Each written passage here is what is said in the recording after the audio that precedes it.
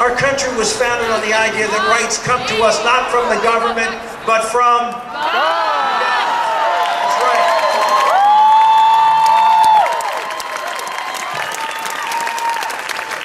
And the Declaration of Independence, that amazing document.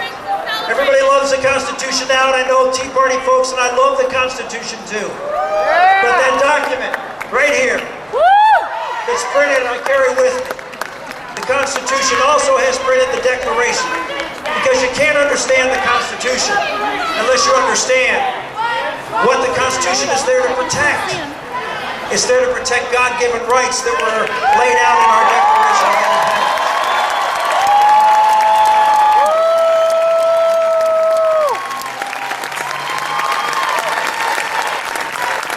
And that's how we build a great society. We built it by limited government and believing in you, free people, families forming, churches, schools, hospitals, civic and community organizations. They formed together and built a great country from the bottom up.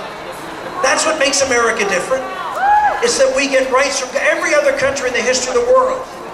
Believe that rights came from the sovereign, but not America. We believed in God-given rights, and we believed in the dignity and equality of every human person. And it made us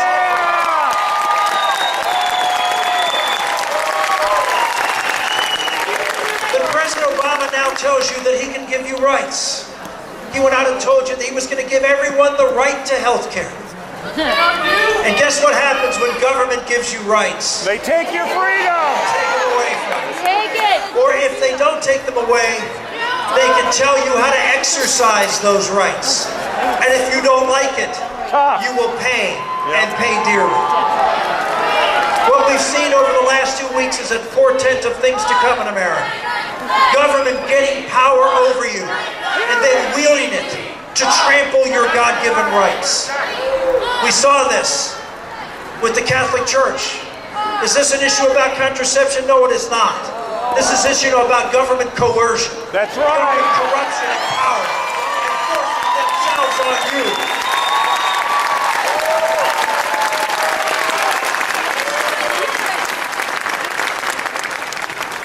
This is the issue in this race, folks.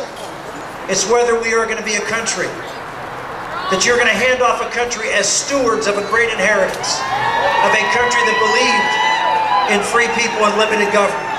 Are you going to be that generation that is going to lose faith with what made this country great? Or are you going to be the country that's going to stand up here in Washington State? I know everybody says, oh, this is a blue state. No way. No way. This is a state that loves and reveres freedom and opportunity. Yeah!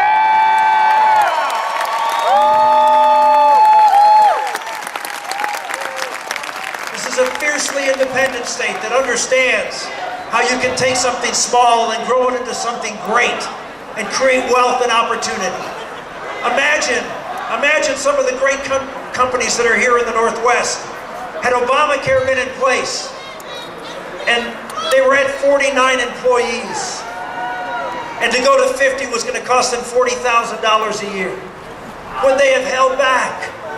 When they have said, well, maybe we just need to stay small, so we're not going to be able to grow because the government's going to come in and cost us so much money it may put us out of business.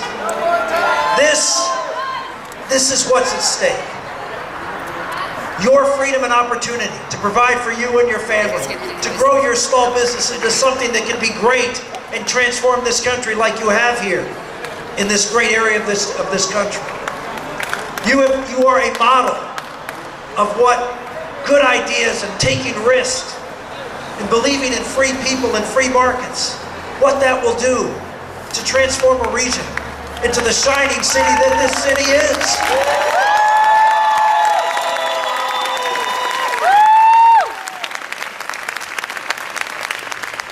President Obama said about 9 months ago, when Paul Ryan put out his budget,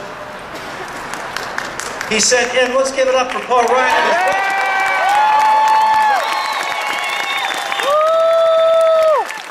And I support that budget. The only problem I have with Paul Ryan's budget, it doesn't do it soon enough. We are in crisis now. We are in crisis. We are looking at the president's budget came out today. Another $1 trillion budget deficit. Another tax the rich scheme. More debt. More government. More control. Less freedom. Less opportunity.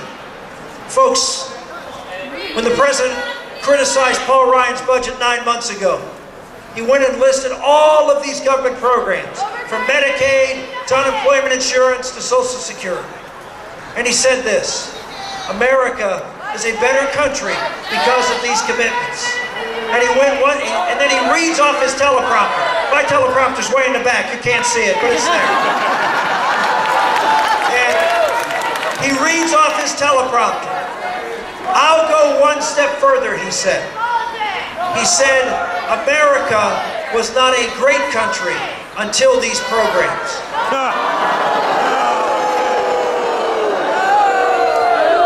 Just so you understand how the President of the United States sees America. The President of the United States sees America as a country that was not great until the government came in and taxed you, took your money, and redistributed it to people that they thought more deserved it than you do.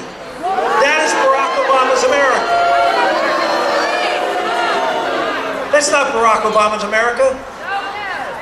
That's Western Europe. That's even worse. That's old Eastern Europe. Yeah. That is not a country that understands. That's not a man who understands the greatness of America. I'm not running for President of the United States to be the most powerful person in America to tell you what to do. I'm running for President of the United States so you're the most powerful person in America.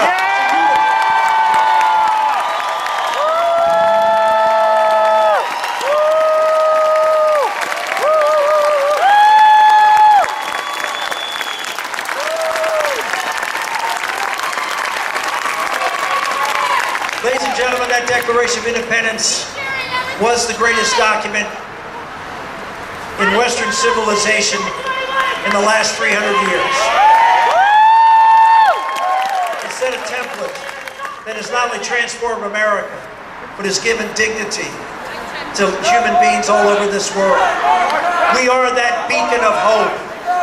We are that shining city on a hill that still talks about liberty, freedom, and independence, talks about the dignity of every human life, talks about equality as seen in the eyes of God.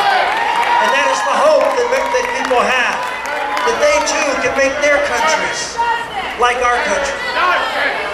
Well, ladies and gentlemen, at the end of that Declaration of Independence, there was a phrase. And the phrase said, we pledge our lives, our fortune, and our sacred honor. They pledged their lives, their fortune, and their sacred honor. This was back in 1776, as we declared our independence from the most powerful military on the face of the earth.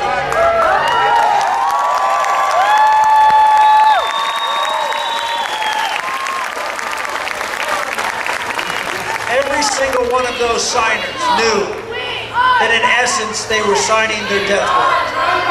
The chance that they would be successful in this revolution was pretty thin.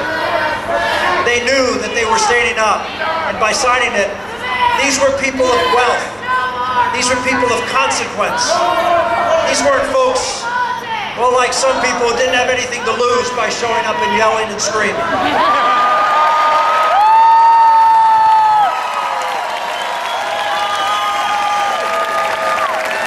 Unlike these people, their rights were not protected. They didn't have the freedom to get up and say these things. They did so boldly, so they would have the opportunity to speak, and all of us would have the opportunity to speak.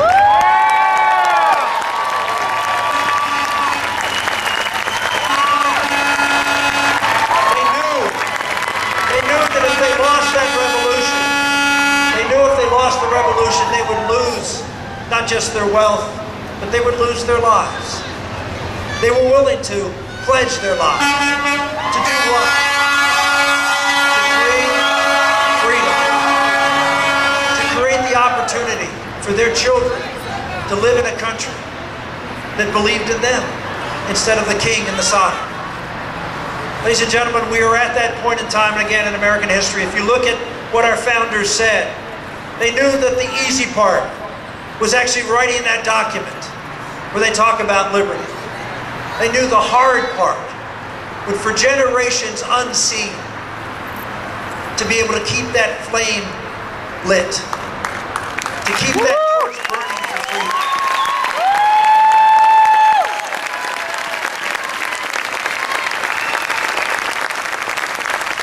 Every great civilization has failed because people lost heart with what made that great civilization great in the first place. They decided that they would go a different path, an easier path, where someone would be able to take care of them instead of being able to take care of yourselves and your family. Well, ladies and gentlemen, we are at that point. If we do not win this election, America will be a very different country. Yep. We'll be a country that will be like the rest of the world, where a very few control the very many.